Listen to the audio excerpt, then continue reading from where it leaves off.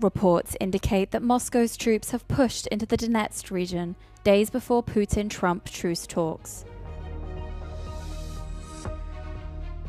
European leaders bar Hungary reiterate steadfast support for Ukraine ahead of Putin and Trump talks in Alaska.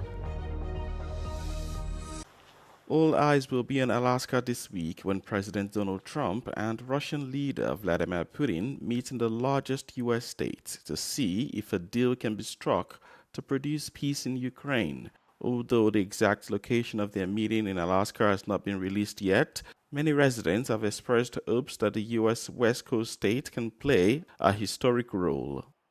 I'd hope to have them come to a better resolution, figure things out, be able to talk to each other in a reasonable manner, because obviously it affects me and it affects everybody in the United States, but we'll see.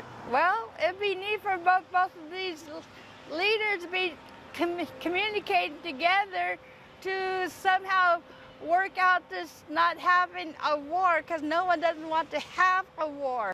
Friday's meeting only involves Donald Trump and Vladimir Putin, meaning Ukraine is not included, something that may be a historic moment or a breaking point. The U.S. purchased Alaska from Russia in 1867, giving historical significance to the upcoming summit. Municipalities in Belgium are coming up with initiatives to make beaches more accessible to people with reduced mobility.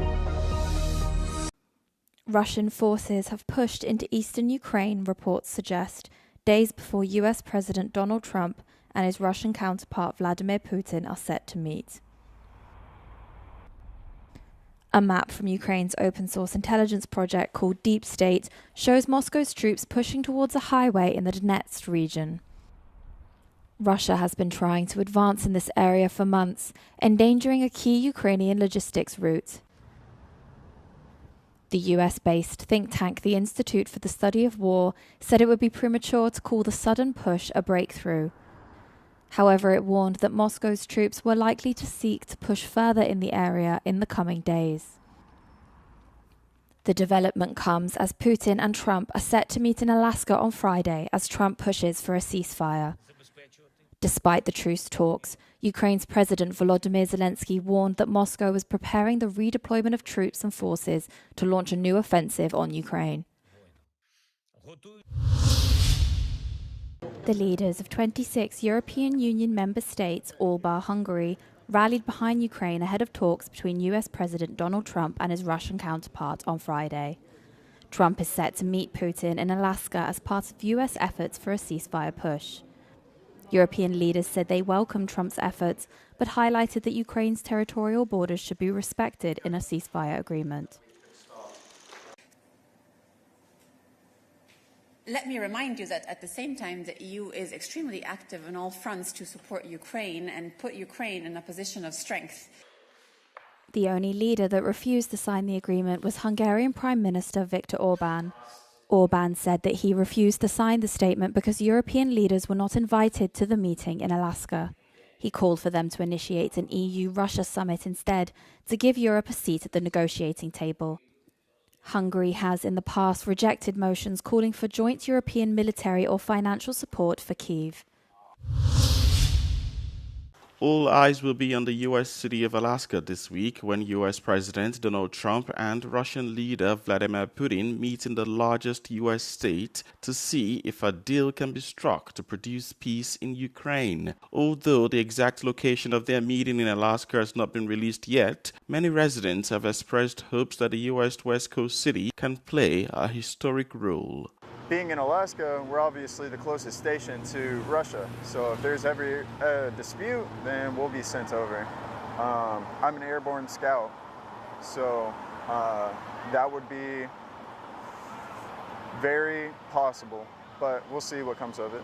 Well, it'd be neat for both of these leaders to be communicating together to somehow work out this not having a war, because no one doesn't want to have a war. Friday's meeting only involves Donald Trump and Vladimir Putin, meaning Ukraine is not included, something that may be a historic moment, or a breaking point. The U.S. purchased Alaska from Russia in 1867, giving historical significance to the upcoming summit.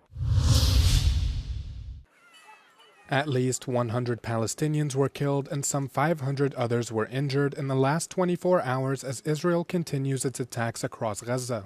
The Gaza Health Ministry says at least 69 people were killed in airstrikes across several positions, primarily in the north near Gaza City.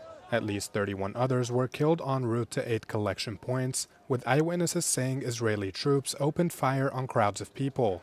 It's the latest in a series of fatal incidents involving the Israeli-backed U.S. aid operation run by the Gaza Humanitarian Foundation. Israel says it only fires warning shots and does not shoot at people, while the GHF claims that no fatal incidents have occurred on their premises. The U.S.-Israeli aid scheme was announced as a replacement for traditional UN systems, which have been facing major restrictions to their operations. Many have criticized the initiative, which came after Israel accused Hamas of looting UN aid, slamming it as insufficient. The UN says more than 90% of Gaza's 2 million population are at risk of famine. Gaza's health ministry also said 5 more people died from starvation on Monday, bringing the total famine-related deaths to 227, including 103 children. On Tuesday afternoon, the UK released a joint statement with 27 of its allies, mainly in Europe, condemning the worsening humanitarian suffering in Gaza. The statement, endorsed by France, Germany, and Spain, called on the Israeli government to take immediate steps to alleviate humanitarian suffering. Norway's sovereign wealth fund has sold its shares in 11 Israeli companies as they criticize the country over its conduct of war in Gaza. The management of the fund, which invests profits from Norway's oil and gas, said in a statement that by the end of June, they had investments in 61 Israeli companies. The fund noted that it decided to sell all its shares in 11 of those firms that are not in the Norwegian Finance Ministry's Equity Benchmark Index. They also added that they will fire all external managers running their investments in Israel and run those operations in-house. Top-level management of the fund said the decision was taken in response to what they called an extraordinary humanitarian crisis in Gaza and acknowledged that maybe these measures came too late. Situasjonen på Vestbredden og I Gaza har forverret seg den senere tiden. Vi kunne tidligere gjort noen grep som forenklet forvaltningen, herunder å hente forvaltningen hjem. Det alvorlig når det stilles spørsmålstegn ved om systemet fungerer. Nå har vi gjort noen tiltak, og det jobbes med ytterligere tiltak. Det har ikke vært feil. The fund says it'll continue to strengthen its due diligence and intensify monitoring of investments in Israeli companies. A wildfire near the Spanish capital of Madrid has killed 1 person and prompted hundreds to evacuate. The blaze in Tres Cantos burned through 2 housing complexes, with 1 man dying from burn injuries after being evacuated by helicopter to a nearby hospital. The fire advanced around 6 kilometers in just under 40 minutes, a regional minister said. Smoke from the flames threatened the nearby town of San Sebastián de los Reyes, where residents were warned to close their windows and doors and stay away from the vicinity of the fire. Firefighters were eventually able to contain the fire by Tuesday morning after deploying at least 14 teams and 3 helicopters. Tengo una amiga que se la ha quemado toda la casa, la hípica, se la ha quemado la casa entera. El negocio, su negocio, su restaurante, su casa, todo se la quemado. In southern Spain, some 2,000 people were ordered to evacuate as forest fires advanced. Spain is facing one of its worst summers for wildfires in recent history, with flames tearing through thousands of hectares of land. With her granddaughter on her lap, Monique enjoys a trip to the North Sea in a beach wheelchair. In Belgium, 8 beaches are accessible to people with reduced mobility, such as here in Ostend. Want ik wou altijd heel graag ook eens de golven en de zee in. En ik kon dat niet. En toen hebben ze dat uitgevonden. En ik genoot ervan. Ik was ook helemaal nat als ik eruit kwam. En het was heerlijk. En de kleinkinderen genoten er ook van. Want dan zagen ze oma ook eens in het zwembad. The Flemish agency Inter launched the Sun Sea Carefree program in 2006 to make the Belgian coast accessible to all.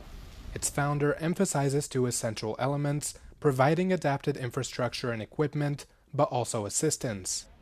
There is an accessible environment that's important, with also facilities like beach wheelchairs, but also about a parking place that is accessible and nearby, a tram stop that is accessible and nearby.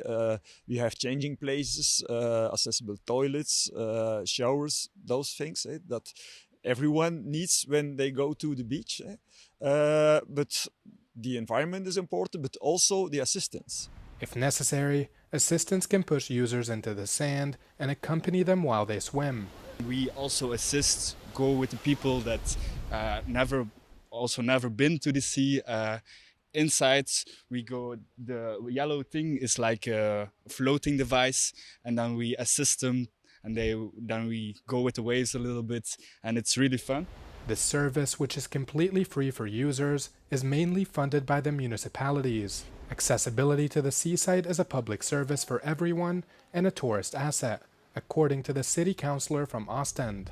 This summer, we have 372 unique people who use this feature, this possibility here in Ostend. And as we've seen in the numbers, only 100 are coming from Ostend or Flanders. So the majority is from outside of this city. So I think it's very important for our tourism. Other solutions exist in Europe. On certain parts of the Greek, Italian, and Cypriot coasts, users can swim independently thanks to automated sea-track walkways. In France, the Handy Plage label lists beaches that are accessible to people with reduced mobility.